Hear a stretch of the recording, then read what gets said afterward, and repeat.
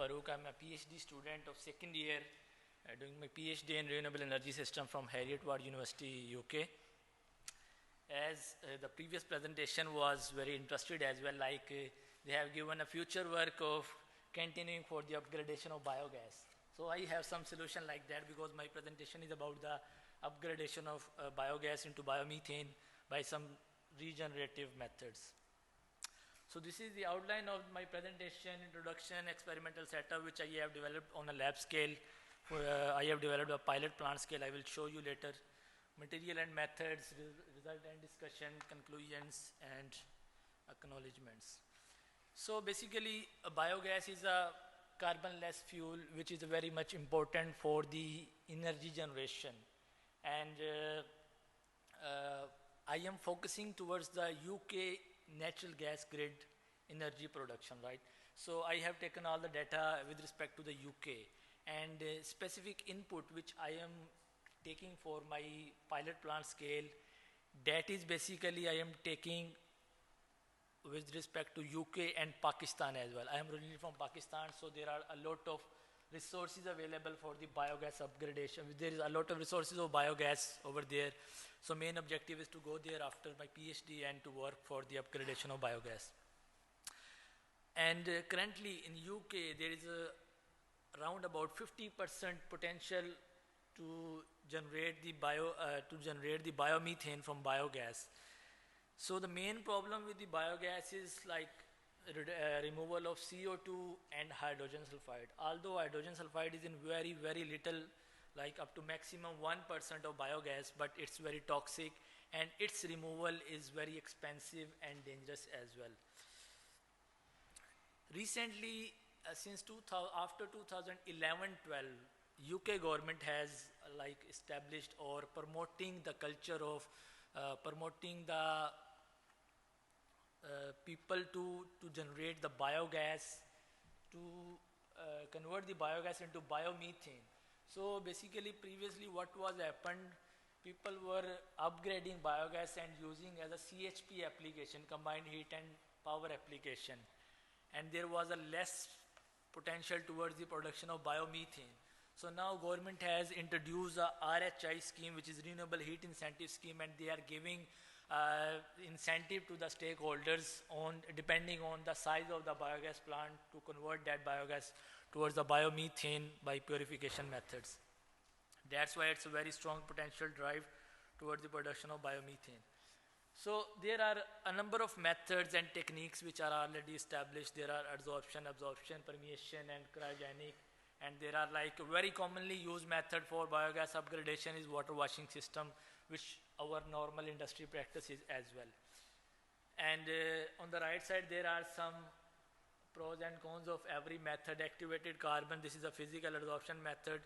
Water washing, pressure swing adsorption, membrane separation, and cryogenic separation. So there are a number of, just like to show in a tabular form that this is already developed technology and what is available in the literature as well. My focus is basically towards the purification of biogas into biomethane by physical adsorption method.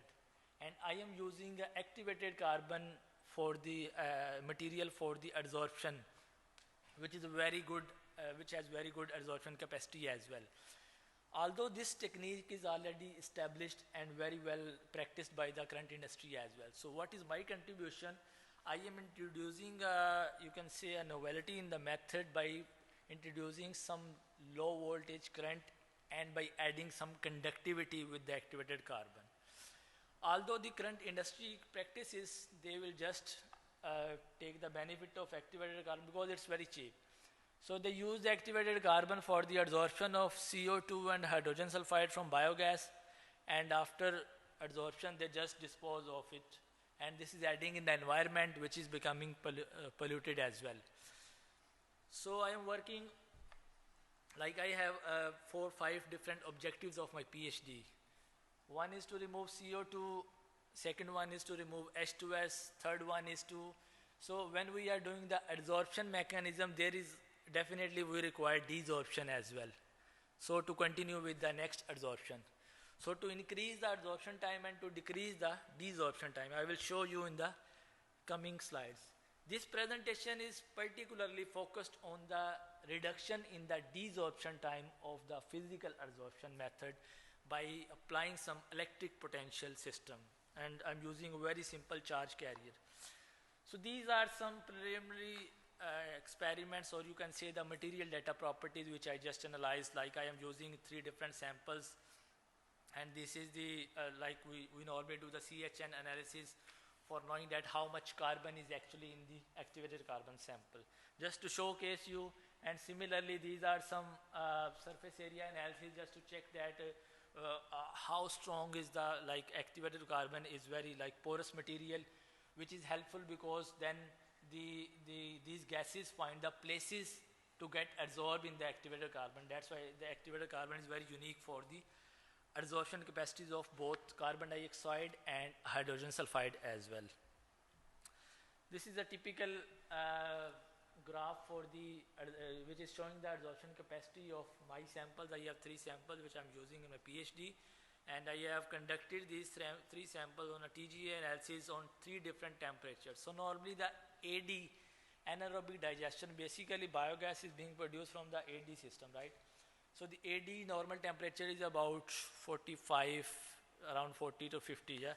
So I have taken 3 different temperatures, 25, 50 and 75, for just checking the adsorption capacities of on an already developed system, which is a TGA analyzer, the facility available at Harry-Edward University. Then I have done with my experimental model. This is a typical graph which is showing the adsorption and the desorption time for the activated for the CO2 adsorption in the activated carbon. You can see that the adsorption time is about 10 to 12 minutes, and when we go towards the desorption time, it's about 2 hours. So it means that if we have 1 tank of adsorption or if we have 1 column of adsorption, then we may need, or industry may need, about 10 to 12 desorption column, or otherwise they have to wait until all the desorption, not all, up to minimum level, still they need 110 minutes, roughly about 2 hours. Yeah. So this particular presentation is showing how to reduce the desorption time for the good absorption of the activated carbon.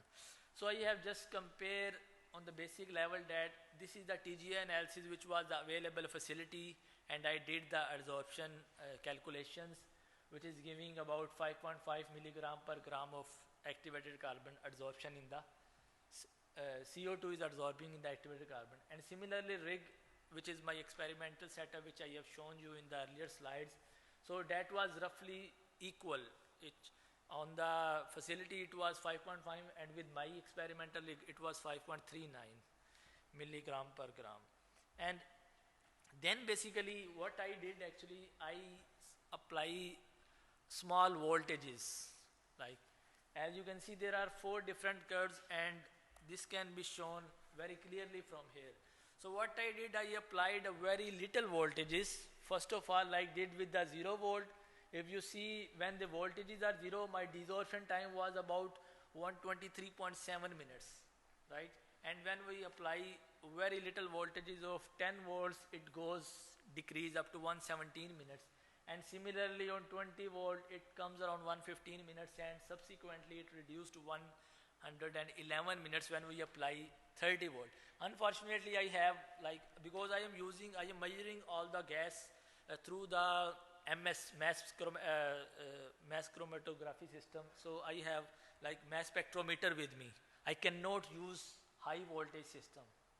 But we are trying to find out if our curve goes straight on this way, it will show that in our normal switch system we have 220 or 240 volt supply.